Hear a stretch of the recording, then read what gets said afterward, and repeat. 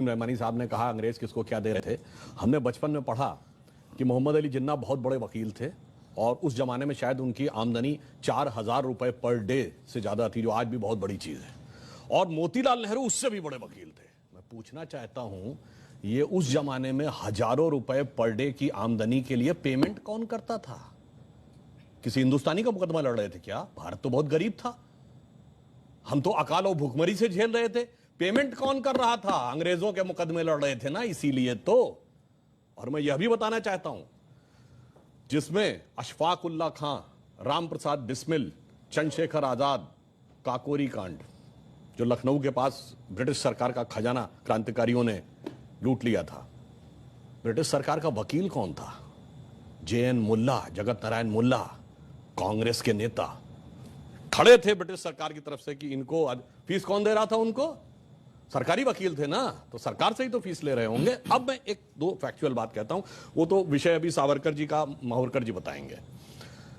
मैं एक बात कोट करता हूं, बहुत बड़े एक साहित्यकार हुए VS नायपॉल, जिनको 2003 में नोबेल पुरस्कार मिला है अपनी किताब एमंग द बिलीवर्स के लिए। उन्होंने बहुत पहले एक किताब लिखी, इंडिया द वुंडेड सिविलाइजेशन। उन्होंने कहा भारत दुनिया का एक विचित्र देश है, एकमात्र देश है जहां राष्ट्रवाद को बढ़ाने वाला नहीं, राष्ट्रवाद को कमजोर करने वाला इतिहास पढ़ाया जाता है। नंबर 2, उन्होंने कहा ये एकमात्र देश है जो अपने लिखे इतिहास को ऑथेंटिक नहीं मानता, दूसरों के लिखे इतिहास को ऑथेंटिक मानता। उन्होंने कहा ब्रिटेन में जाइए, कोई ब्रिटिश, फ्रेंच या जर्मन के लिखे इतिहास को नहीं मानता, कोई जर्मन, इटालियन या स्पेनिश के लिखे इतिहास को नहीं मानता।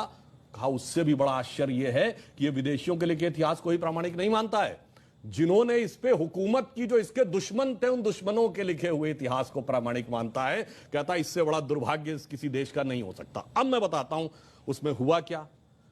एक और उदाहरण बता रहा हूं। सारे दर्शकों से एक सवाल है, क्या सिलेक्टिवली हाँ, मैं सिलेक्टिवली भारतीय हीरो को दबाया गया? हाँ, मैं उसके 2 उदाहरण फैक्ट बता रहा हूं। मैं दर्शकों से कह रहा हूं, जाइए चेक करिए।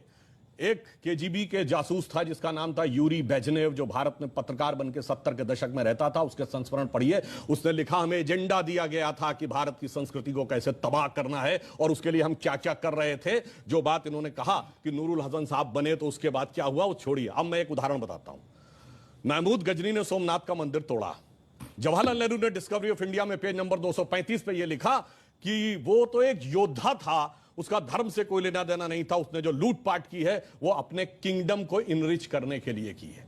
जबकि हकीकत यह है कि खुद महमूद गजनवी के साथ आए हुए उसके राइटर उतबी, उसने अपनी किताब तारिकुल यामनी में लिखा है कि जब उसने मंदिर पे कब्जा कर लिया और उसके पास राजा और पुजारी पहुंचे कि ये शिवलिंग मत तोड़िए, इसके लिए हम 1 करोड़ स्वर्ण मुद्राएं देने को तैयार हैं, और उसके सलाहकार गए तो जानते क्या जवाब दिया महमूद गजनी ने?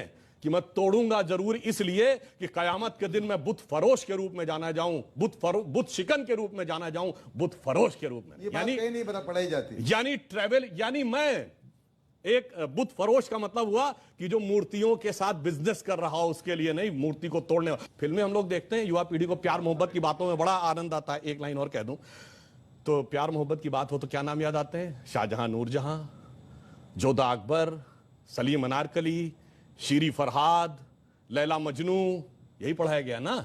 जबकि एक मुगल बादशाह बताइए जिसकी 1 दर्जन से कम ऑफिशियल बीवियां रही हों, और एक भी बादशाह बताइए इसके 250 कैसा प्यार था तो 10-10 के साथ हो जाता था। स्त्री के प्रति समर्पित निष्ठावान प्रेम का प्रतीक 3 पीढ़ियों से हमारे दिमाग में ऐसे भर दिया गया कि बच्चे से पूछिए तो उसे यही याद आता है। इसे कहते हैं एजेंडा। और एजेंडा सिर्फ एक तरफ नहीं था। इंडिया गेट के सर्किल पे घूम जाइए, बाबर रोड, हुमायूं रोड, अकबर, वो सब तो अलग है।